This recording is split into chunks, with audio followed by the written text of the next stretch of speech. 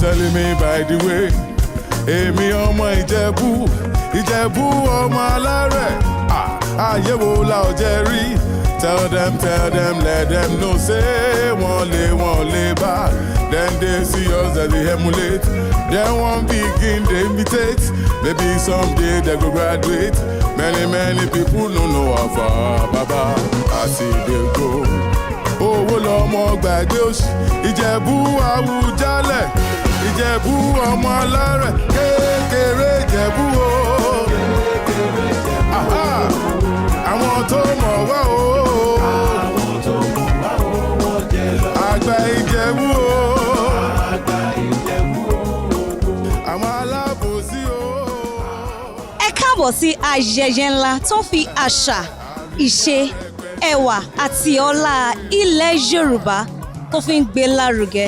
Ẹ káàbọ̀ sí ayẹyẹ Ojúde Ọba ti ọdún 2026. Ẹ máa bá mi ká lọ. Èmi ọ̀rẹ́ yín, àbúrò yín, olólùfẹ́ yín, Bọ́lá Kalẹ̀ Akínbọ́lá. Báwo ṣe máa mú ayẹyẹ Ojúde Ọba ti 2026 wá sí ìwòran yín? Ẹ kú ìkàlẹ̀ lọ́ọ̀dẹ̀. Ìjẹ̀bú lọmọ kò sóṣì. Ayé wo la ò jẹ́ rí? Tell them, let them know say wọ́n lè bá. Ìjẹ̀bú Àwùjalẹ̀. Ìjẹ̀bú ọmọ alárẹ̀. Kékeré Ìjẹ̀bú o. Come on! Àwọn tó mọ̀ wá o. Àgbà Ìjẹ̀bú o. Báni ẹgbẹ́ bàbá Máyégún ọkùnrin kí ló dúró fún? Kí ni nǹkan tẹ́ fi ń gbé àṣà àti ìṣe ilẹ̀ Yorùbá lárugẹ? Nǹkan tá à ń ṣe yìí nǹkan tí Adébáyé bá ní. So culture Ìjẹ̀bú-land ni. Gbadi 3 days after Iléyá ká wá sí Ojúde Ọba ká wá kí ọba wa Àwùjalẹ̀ of Ìjẹ̀bú-land. So cultural things a ti ṣe for over I don't know kọ́ tó bí mi ni wọ́n ti ń ṣe. So ó jẹ́ nǹkan tó yẹ pé nǹkan tá a mú lé dáadáa nǹkan tó dùn mọ́ wá nínú ni ká máa ṣe lọ́dún. Ọlọ́run ti máa fún wa ní grace àti máa wá every year. Ẹgbẹ́ Akilẹ̀ Ìjẹ̀bú ẹgbẹ́ tó jẹ́ kíyàn nínà síwájú ó jẹ́ kíyàn mọ̀yàn ó jẹ́ kíyàn fi ìyàn ṣe ọ̀rọ̀ ẹgbẹ́ tó dá gidi. Ó jálè pé a máa ń pè homage ní ọdọọdún ní ẹ̀ẹ̀kan lọ́dún ní ọjọ́ kẹta Iléyá. Ẹgbẹ́rẹ́gbẹ́ ni ó ti pẹ́ àwọn àti abaláyé ni a dẹ̀ bá lẹ́nu ẹ̀ náà a dẹ̀ ń ṣe lọ kọ́lọ̀ ń ṣọ́ ẹ̀mí wa ká ní àlàáfíà ká ní fọkànbalẹ̀ gbogbo àwọn tó dẹ̀ wá sí ebè náà kó padà láyọ̀ àtàlàáfíà kó balẹ̀ láyọ̀ ká má fojú sunkún wọn ọba dàdé fẹ́ jẹ láìpẹ́ náà kọ́lọ̀ ń bá fún wa ṣe kárí jẹ. Ẹgbẹ́ ìbílẹ̀ ni sọmọ wa ń kí ọba ní ọdọọdún lójú ìjọba àwa pay homage fún ọba wa.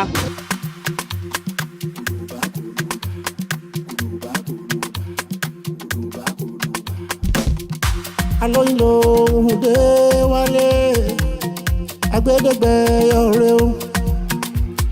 Sílẹ̀ bàbá wọn ká tán délẹ̀ o. Mi ò ní lọ síbi kan bàbá wọn ká tán délẹ̀ I don't care what they say. Èwo ni kó ló bá torí mo fẹ́ fọ́mọ yín. Ní ti warrant officer torí mo fẹ́ fọ́mọ yín. Wọ́n bí mi mo túra bí èmi gangan làbí sọ́lá mo bọ́lá jí mo jí bọ́lá mo fẹ́ sọ̀kọ bọ́lá ti tó. Sílẹ̀ má bá wọn ká tán délẹ̀. Kólóbá. Kí ni ó mú ẹgbẹ́ yín dá yàtọ̀ nínú gbogbo ẹgbẹ́ tó wà níbí báyìí? Gbogbo wa náà la mọ̀ pé gbogbo àwa Ìjẹ̀bú gbogbo adáyàtọ̀. Àmọ́ ẹgbẹ́ wa àwọn ọkùnrin olóríire alárùbáríkà tí wọ́n ń túlù ṣe tí wọ́n ń tún ẹgbẹ́ ṣe ló wà ń bẹ̀. Lẹ́yìn náà bá wò dáadáa ẹ rí i pé ìmúra wa yàtọ̀ ṣé nǹkan tí mo sọ yé yín tẹ́ bá wo bí ìbàyẹ̀ ẹ rí i pé báwa ṣe wá ó yàtọ̀ sí gbogbo ẹgbẹ́ yòókù kò dẹ̀ ń ṣe pé àkàn máa ń dress up fún Ojúde Ọba a tún ní impact náà ṣe nínú community a ṣe community outreach so kò ń ṣe pé kàkàn dress up and give back to the. Gbogbo nǹkan la fi dá yàtọ̀ o nínú age group wa tó bá rúntọ́ ti ẹ wà ẹgbẹ́ wa ló rẹwà jù tó bá sọ ti ìmúra wa standard so mo dúpẹ́ gan-an pé àwọn ọmọ ẹgbẹ́ mi wọ́n ṣe é rí wọ́n dùn wò wọ́n ṣe é mú yangàn. ẹgbẹ́ wa dá yàtọ̀ torí pé ọ̀kín ló lórí ẹyẹ so àwa la yọ jù ń bì báyìí kọjá gbogbo bí ọdún ni àwọn máa yọ ni. òbí lọ sí nǹkan kò bá wọn tá tán délẹ̀ adùnkẹ́ wọ́dé sí i. èwo ni kó ló bá torí mo fẹ́ fọ́mọ yín. èwo ni ti wàrà kan.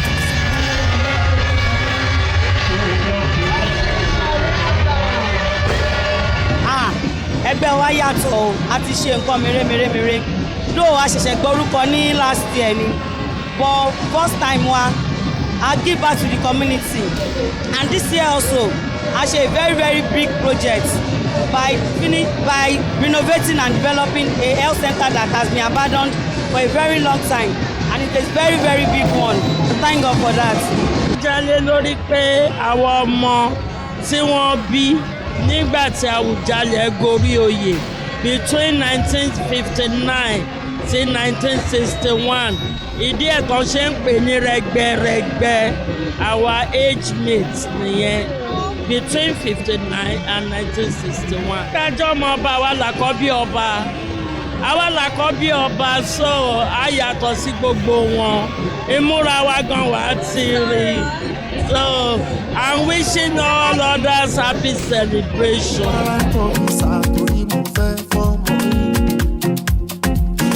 wọ́n bí mi mo túra bí èmi gangan lájí sọ́lá mo bọ́lá jí mo jí bọ́lá mo fẹ́ sọ̀kọ̀ bọ́lá ti tó sílẹ̀ má bá wọn tá tán délẹ̀ kó ló bá eléré ò dá o. kí ni ipa tí ẹgbẹ́ yìí kí ló ti kó ní àwùjọ wa. ọba yọrí ọkùnrin akilẹ̀ Ìjẹ̀bú kò sí nǹkan tá a fi ń ṣe ju pé a fi ń impact Ìjẹ̀bú land a fi ń ṣe medical outreach a fi ń ṣe improvement empowerment àwọn èèyàn tó nǹkan tá à ń fẹ́ gbẹ́ ṣe nìyẹn lẹ́yìn pé ẹ̀ ń rí wa lọ́jọ́ ojúde ọba a máa ń invest nínú community wa a dẹ̀ ti ṣe bọ̀ for the past 8 years so ọjọ́ ìní ọjọ́ ayọ̀ ni a fi ń dunnú a fi ń yọ̀ wípé Ọlọ́run kà wá kún a wà láyé a wà lálàáfíà a dẹ̀ fi ń dún Ọlọ́run létí pé k'Ọlọ́run túbọ̀ máa bùkún wa a lè máa ṣe dáadáa sí i jù fún Ìjẹ̀bú land.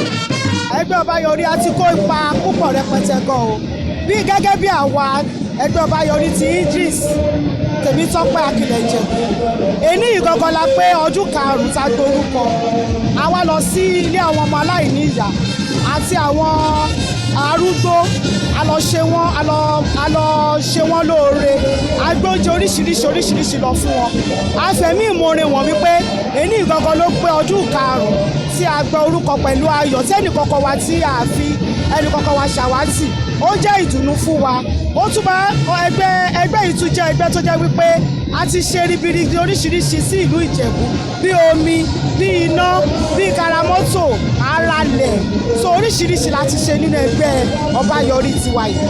ìbéèrè tẹ̀bẹ̀rẹ̀ yẹn tó dáa ni àwọn ọmọ tó wa tó máa ń lọ sí school tó wà ní school sìn à ń fún wọn scholarship àwọn tí ẹsẹ̀ ń dùn à ń fún wọn wheelchair à ń tún hospital ṣe à ń ṣe nǹkan tó ń pè ní medical mission tó yẹ pé a máa wo ìfúnpá àwọn èèyàn a máa wo bí ṣúgà wọn ṣe rí a máa fún wọn lóògùn gbogbo nǹkan yẹn là ń ṣe fún aráàlú. ẹgbẹ́ wa a ti ṣe charity láàárín ẹgbẹ́ wa à ń ranra wa lọ́wọ́ fún ìtẹ̀síwájú ẹgbẹ́ a dẹ̀ ṣe ń gbàdúrà kí Ọlọ́run ràn wá lọ́wọ́ ká lè ṣe jù bẹ́ẹ̀ lọ. sí ṣàzùdà mo lélẹ́rẹ́ ò dáa kò sí ṣàzùdà àwọn kan bẹ nílẹ̀ yìí ojoojúmọ́ ló ń ṣọmọ wọn gbóná jù kò sí ṣàǹs lọ orúkọ tèlére ni la fi mọ̀ wọ́n káàkiri ẹ̀bẹ̀ ni mo bẹ̀ yín o ìdọ̀bálẹ̀ mi máa re ẹ̀jẹ̀ ń fẹ́ ìyàwó mi o sílẹ̀ bàbá wọn tá tán délé. To me personally, I have benefited from the Egbe from onset from the day I joined them. I'm a civil engineer and a lot of my friends in the age group give me job. Apart from the job we have, they even called people from outside. They gave me job, which is quite fine with me. Ẹgbẹ́ wa ń ṣe a lot of things láwùjọ. À ń help primary school. Currently à ń ṣe project láti kọ́ a event center. So a máa wà easier fún àwọn ọmọ ẹgbẹ́ mi tí a fẹ́ book hall. A tún help primary school láti kun school láti ra chair sọ́wọ́n school tó ní chair. Rẹpẹtẹ gbogbo bíbí báyìí ṣe ń dán àjọmọ̀ nípa ẹ̀ ni ojoojúmọ́ lọ́tún àwọn ẹgbẹ́ wa ń ṣe. À ń ṣe gudugudu méje yàyà mẹ́fà yóò àtòrí olórí ẹgbẹ́ wa Kórèdé Alátiṣe ìyá àjọ wa ìyá ẹgbẹ́ wa ìyá ẹgbẹ́ ìkànsù pàápàá ní Kórèdé Alátiṣe ó lọ sí Mẹ́kà kọ́lọ́mbà mi ṣọdé láyọ̀ àtàlàfíà. In fact, matter of fact, a ti ṣe so many things. A ti supply general hospital, a ti feed homeless. Àwọn orphanage homes, then I distribute oúnjẹ, a máa ń ṣe yẹn, then a máa ń fi boreholes, mosques, churches, and like I said, orphanage homes too.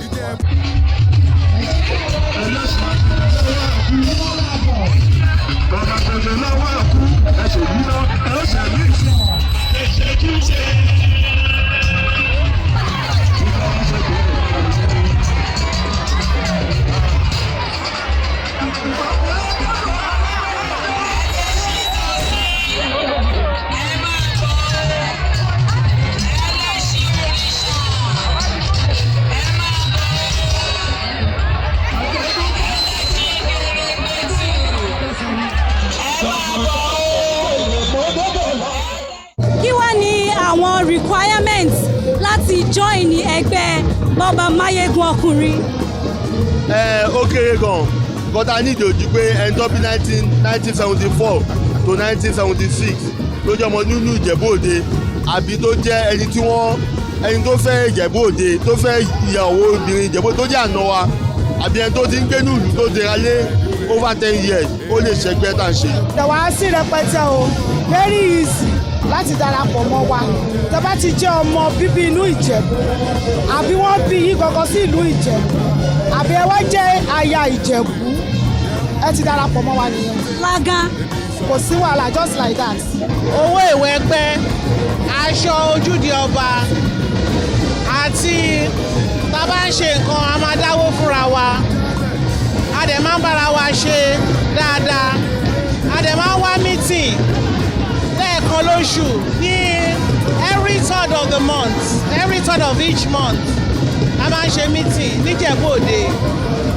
It's not as if we have a requirement like that. It's just for someone to have his credentials that shows he's up to the age of our group.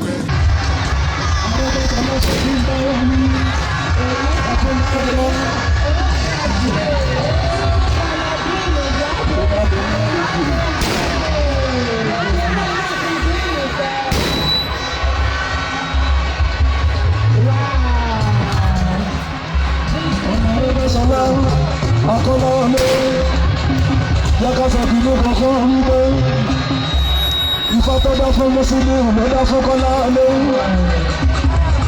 Kọ́lá ọmọ òlè jọ bàbá kọ́míyà bí ọmọ àrẹ́bẹ̀sì lọ́jọ́ bàbá ẹ̀.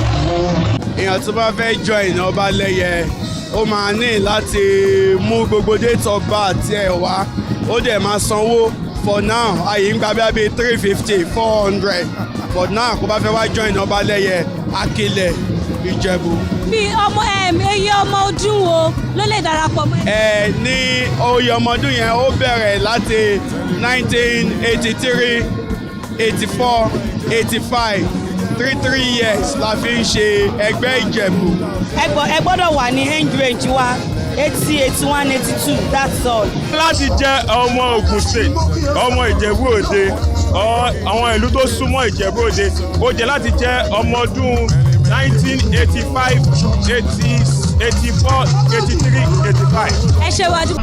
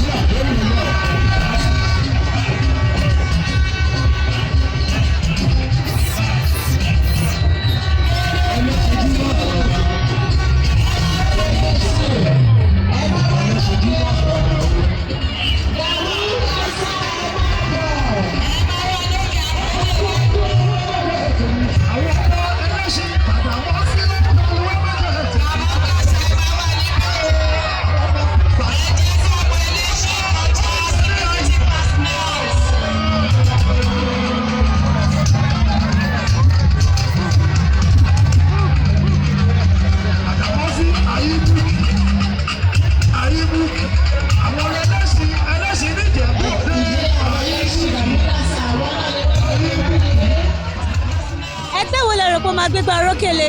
àwa náà la máa ń gbé àwa ni bọ́ọ̀bà gùntẹ́ni bọ́ọ̀bà gùntẹ́lẹ̀ ẹgbẹ́ wa ṣebí bàbá wà lólùlẹ̀ bó tẹ̀ jẹ́ pé ó kú kọ́lọ̀ ń bá wa foríjì.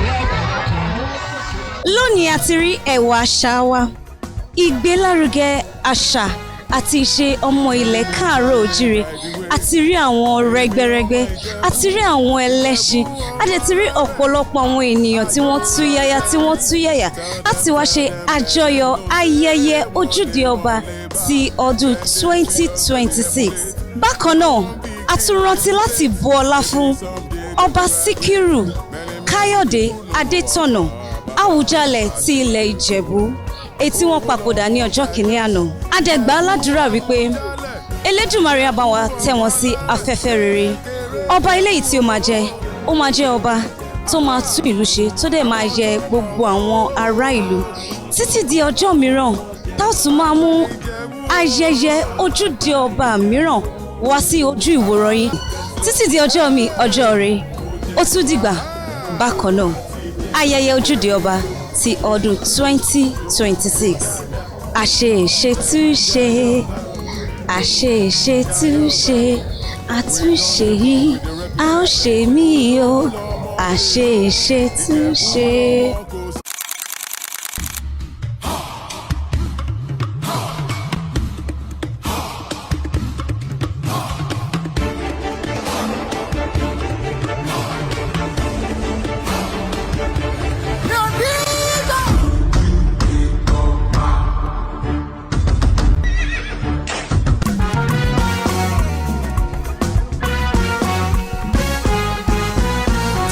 Telling me by the way, èmi ọmọ Ìjẹ̀bú ọmọ alárẹ̀, ayé wo la ò jẹ́ rí. Tell them, let them know say wọ́n lè bá. Then they see us as they emulate, then one begin they imitate. Maybe someday they go graduate. Many people no know how far Baba I see they go. Owó lọmọ gbàgbé òṣì, Ìjẹ̀bú Àwùjalẹ̀, Ìjẹ̀bú ọmọ alárẹ̀, kékeré Ìjẹ̀bú o.